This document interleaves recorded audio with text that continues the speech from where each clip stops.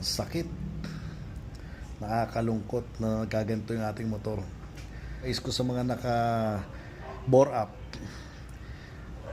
huwag basta-basta gagamit ng ano. Ito mga kamadkat, malungkot. Nakikita nyo yung ating motor na si Gray.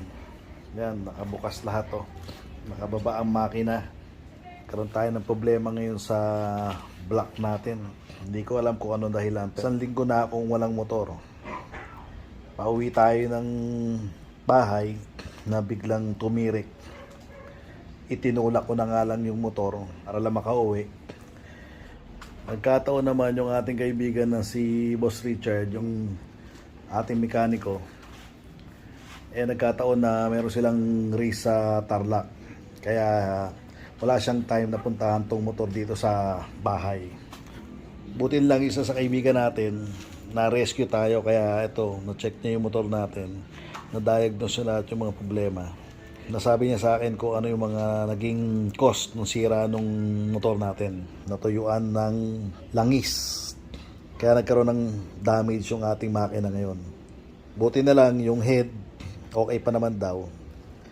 Pero yung block natin talagang malungkot, mga kamadkat, dahil may kayo. Ito yung naging damage ng block natin. RS8 na to 63 bore. Nangyari yun nakikita nyo, nagkaroon ng gas-gas. Kaya ito nakakalungkot yung ating makina.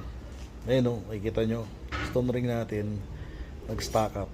Kaya nagkaroon ng kalmot yung ating chrome bore na makina. Kaya gagawin natin ngayon, bibili tayo ng panibagong block para lang nagamit natin ulit si Gray. Yan, ito yung piston natin sakit. Nakakalungkot na gaganto yung ating motor. Kaya kayong mga, ang advice ko sa mga naka bore up, huwag basta-basta gagamit ng ng langis na hindi maganda. Kaya yun ang susunod natin na topic, yung langis. Pag once na naka-bore up ka, kasi hindi basta langis o ano na pwede gamitin Kasi hindi mo alam na natutuyo pala yung langis sa makina mo. 400 kilometers pa lang tinatakbo nung langis natin pero natuyo. Hindi ko alam kung ano nangyari. Kaya tayo nyo yung susunod na mga vlog kung ano yung gagamitin natin langis dito kay Gray para hindi na siya matutuyuan. So update ko kayo uli pag once na nakabili na tayo ng block. Pero umorder na ako. Hintayin lang natin si Boss Richard pagkatapos yung race sa Tarlac. Then pupunta siya rin sa bahay para gawin tong NMAX natin, para muling buuin. Masalamat ako sa kanya, si Moto Banky. Ito yan, si Moto Banky. Pag once na gusto niyo magpa-service sa kanya, nag-go home service yan. Your mechanic on the go. Ayun. Check niyo yung kanyang Facebook page and YouTube channel.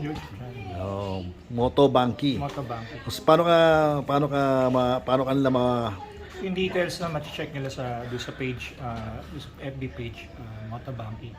Your mechanic on the go. Anytime ba pwede ka? Anytime, pwede. Pwede. Sabihin mo May yung contact details naman. Sige. Pwede naman. Kaya anything concern o so PM lang or ko naman. Ano number mo?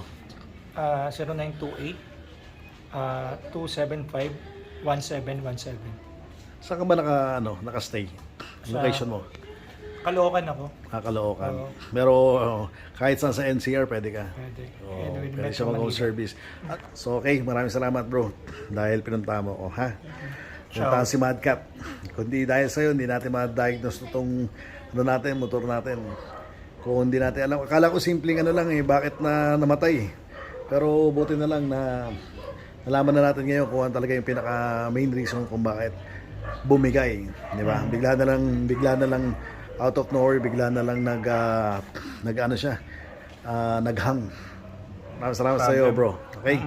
Sige. Okay, thank you. So, yun lang mga kamadkat, ang latest update natin dito kay Gray. And tayo natin si Boss Richard pagbalik niya ng Manila after the race.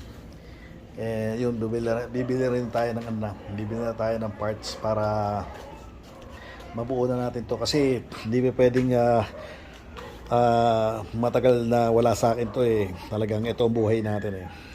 Pag ito may sira, parang kalahati ng buhay ko eh malungkot, di ba?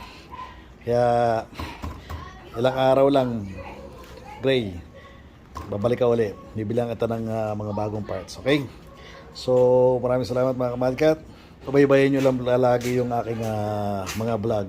Always remember, burn rubber, not your soul. So, okay mga kamadkat, maraming salamat.